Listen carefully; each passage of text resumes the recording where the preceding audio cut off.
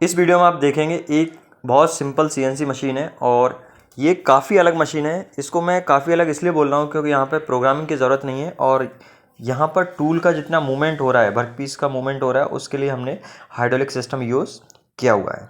आप पूरा मशीन देख सकते हैं और इसमें जो कैरेज जो मूवमेंट कर रहा है आगे पीछे और कैरेज में जो टूल क्रॉस मूवमेंट करेगा, उन सब के लिए हाइड्रोलिक सिस्टम लगा हुआ है।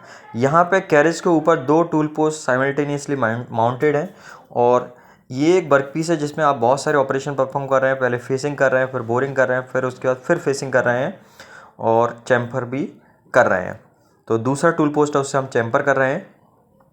और यहाँ पे ये टूल पोस्ट में टूल का जो मूवमेंट है वो नॉर्मल मशीन के जैसा नहीं है। ये सारा मूवमेंट आपका हाइड्रोलिक सिस्टम के थ्रू हो रहा है। हाइड्रोलिक सिस्टम कैसे काम कर रहा है वो भी आपको दिखाऊंगा। और आप देखिए इन सब से एक एक छोटे छोटे हाइड्रोलिक सिलेंडर अटैच हैं और उन्हीं की वजह से आपका पूरा मूवमेंट हो रहा है। और ये जो चक है, चक में भी हाइड्रोलिक सिस्टम लगा हुआ है। मैं अभी आपको मैं दिखाता हूँ, वीडियो आप पूरा देखेंगे तो। और इसमें लिमिट स्विचेस वगैरह लगे हुए हैं जिससे आपका डायरेक्शन कंट्रोल ऑपरेट होते हैं और उसकी वजह से सारा मूवमेंट होता है। और यहाँ पे गेजेस वगैरह लगे हुए हैं, जैसी आपकी रिक्वायरमेंट होती है उसके हिसाब से। ये देखिए अभी वर्क पीस को निकाल लिया है। अब दूसरा वर्क पीस क्लेम करेंगे और क्लेम करने के लिए ये आपने दूसरा वर्क पीस क्लेम कर रहे हैं। ये आप CI का वर्क पीस है, नॉर्मली कास्टिंग से आया है और ये क्लेम कर लिया। इसके बाद आप हाइड्रोलिक सिस्टम को ये प्रेस कर दिया आपने, जिससे यहाँ पे हाइड्रोलिक प्रेशर की वजह से ये क्लेम हो चुका है। अभी स्टार्ट हो गया। अब ऑटोमेटिक सारी चीज़ें चलेंगी क्योंकि यहाँ पे सब सीक्वेंस ऑफ ऑपरेशन उसमें डिफाइन है और लिमिट स्विचेस वगैरह लगे हुए हैं, तो वहाँ से सारी चीज़ें आपका कंट्रोल होती हैं, ऑपरेट होती हैं।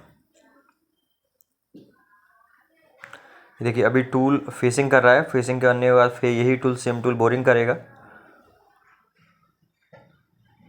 और अब ये अंदर की तरफ बोरिंग कर रहा है और बोरिंग करने का फिर दोबारा से अंदर फेसिंग करेगा। और ये सब मूवमेंट आपका हाइड्रोलिक सिस्टम, हाइड्रोलिक सिलेंडर लगा हुआ है उसकी वजह से हो रहे हैं। अभी देखिए ये जैसे कंप्लीट होगा उसका चैम्फर मारने के लिए आपका दूसरा जो टूल पोस्ट है वो यूज़ किया जाएगा। ये अंदर तक हो गया है। अभी आउटर साइड में चैम्फर करना है तो उसके लिए ये दूसरा जो टूल पोस्ट है ये एक्टिव हो जाएगा।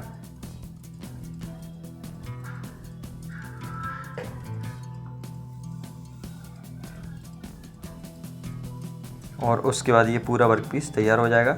यहाँ पे आप देखेंगे मैं आपको एक गेज दिखा रहा हूँ। ये मैकेनिकल गेज है जिसको आप सेट कर सकते हैं। ये कैरेज है, उसको लॉन्गिट्यूड डायरेक्शन कितना सेट कराना है और इसके साथ साथ यहाँ पे लिमिट स्विच भी आप सेट करते हैं, जिसकी वजह से आपका डायरेक्शन कंट्रोल वाला ऑपरेट होते हैं। और डायरेक्शन कंट्रोल वाला ऑपरेट होने की वजह से आपका ऑयल का फ्लो होता है, उसकी वजह से ऑयल के प्रेशर की वजह से आगे पीछे मूवमेंट करता है जो आपका कैरेज है। ये देखिए यहाँ पे एक हाइड्रोलिक सिलेंडर लगा हुआ है। ये हाइड्रोलिक सिलेंडर क्या है, इसको क्रॉस डायरेक्शन में मूव करा रहा है, क्रॉस फीड प्रोवाइड कर रहा है।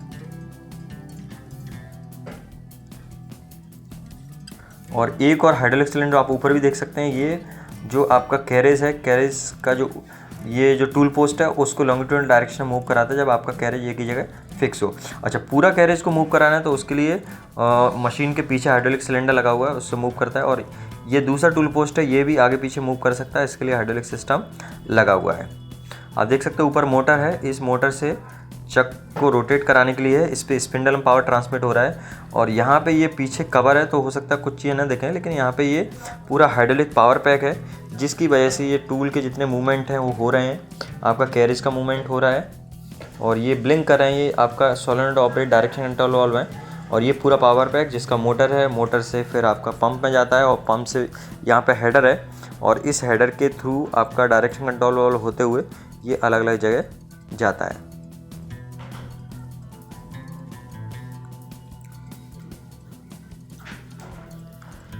ये देखिए यहाँ पे बहुत सारे डायरेक्शन कंट्रोल लगे हुए हैं, तो अलग अलग सिलेंडर को ऑपरेट कराने के लिए अलग अलग डायरेक्शन कंट्रोल लगे होते हैं। और ये आपका पैनल है जिससे आप देख लीजिए इस पर सारी चीज़ें लिखी होती हैं। फीड को आपको इंच में देना है, mm में देना है, हाइड्रोलिक मोटर को ऑन ऑफ करना है, ठीक है, इमरजेंसी बंद करना है। तो आप सारे अलग अलग बटन्स देख सकते हैं जिस पर सारी चीज़ें लिखी हुई हैं।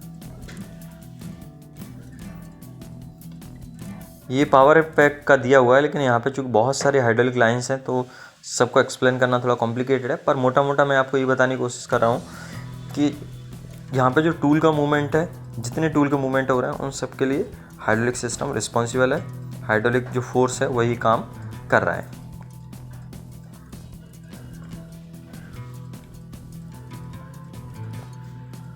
अब ये दूसरा प्रोसेस स्टार्ट हो गया है और एक ही वर्कपीस है उसका। ये देखिए, ये बड़ा सिलेंडर हाइड्रोलिक सिलेंडर लगा हुआ है जो कि आपका आगे पीछे मूवमेंट करा रहा है पूरे कैरेज का।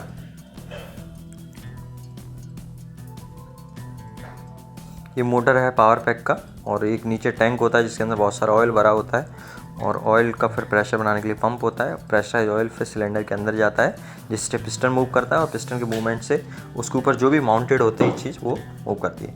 यहाँ पे आप देखिए ये लिमिट स्विचेस लगे हुए हैं। जैसे ही आपका टूल मूवमेंट करता है तो ये लिमिट स्विच से टकराता है जिसकी वजह से डायरेक्शन कंट्रोल एक्टिवेट होते हैं और वहाँ से फिर ऑयल के फ्लो का डायरेक्शन डिसाइड होता है। आप देख सकते हैं यहाँ पर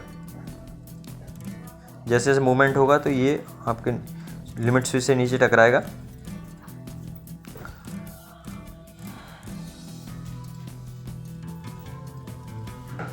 और उसी हिसाब से ये आप डिफरेंट डायरेक्शन कंट्रोल देख रहे हैं जिसमें जो कुछ सोलेनॉइड ऑपरेट होते हैं, कुछ इसमें मैनुअल भी आते हैं जिसको आप हैंड लीवर से ऑपरेट कराते हैं। तो आई होप आपको एक प्रैक्टिकल एक्सपोजर मिला होगा किस तरह से ये मशीन काम कर रही है, हाइड्रोलिक सिस्टम कैसे ऑपरेट हो रहा है। Thank you.